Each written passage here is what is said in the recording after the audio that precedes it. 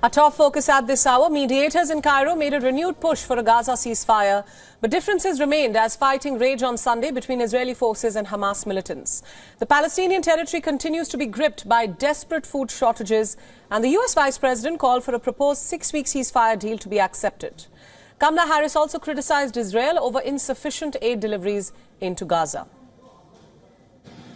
The immense scale of suffering in Gaza, there must be an immediate ceasefire. For at least the next 6 weeks, which is what is currently on the table.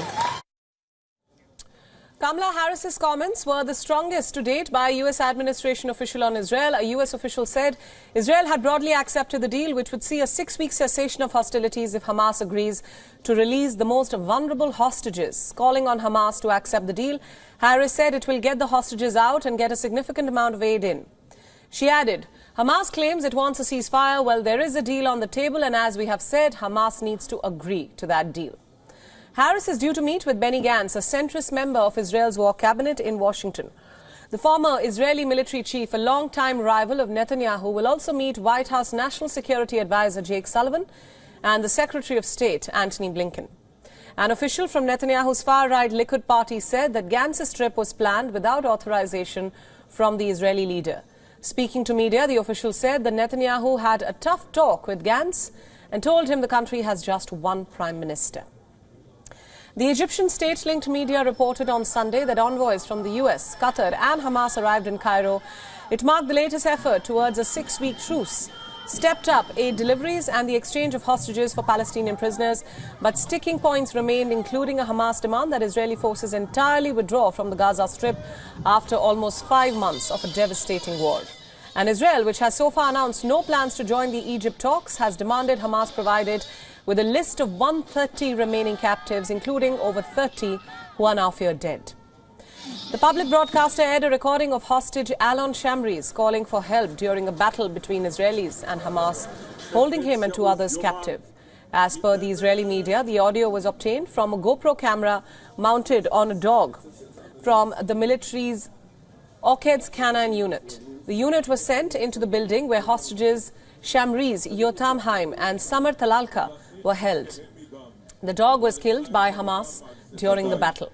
The camera was only recovered days later after Israeli troops mistakenly killed the 3 escaped hostages in another area of Gaza. U.S. envoy Amos Hochstein's Beirut visit will continue diplomatic efforts which are aimed at de-escalating the conflict across the Lebanese-Israeli border and bringing stability. The Iran-backed Lebanese group Hezbollah and Israel have been locked in hostility for months now, and all this is happening in parallel to the Gaza war. It has marked the worst conflict between the heavily armed adversaries since a 2006 war, fueling fears of a bigger confrontation.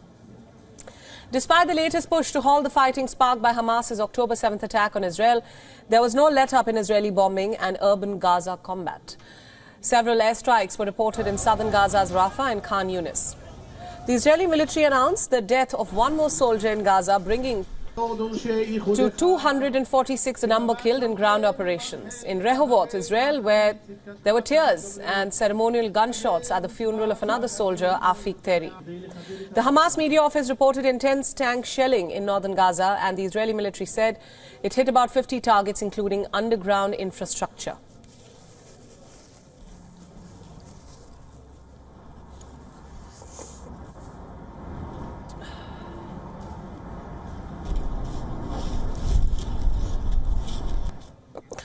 For more inputs, we are now being joined by our correspondent Jody Cohen from Renana. Jody, welcome to WION. My first question, how close are Hamas and Israel to a deal? Hi, Priyanka. So over the weekend, US President Biden had said that he was hoping for a deal to be reached by Ramadan, which starts on the 10th of March. Now, an unnamed Hamas official has said to the Wall Street Journal that he believes perhaps a deal can be reached by the week after. And Egyptian media are reporting significant progress towards the talks.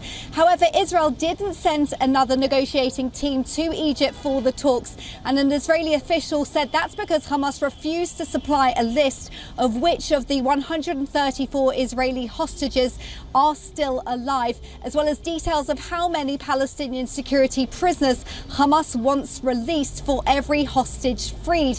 Now, Israel believes that negotiations can't advance without that information.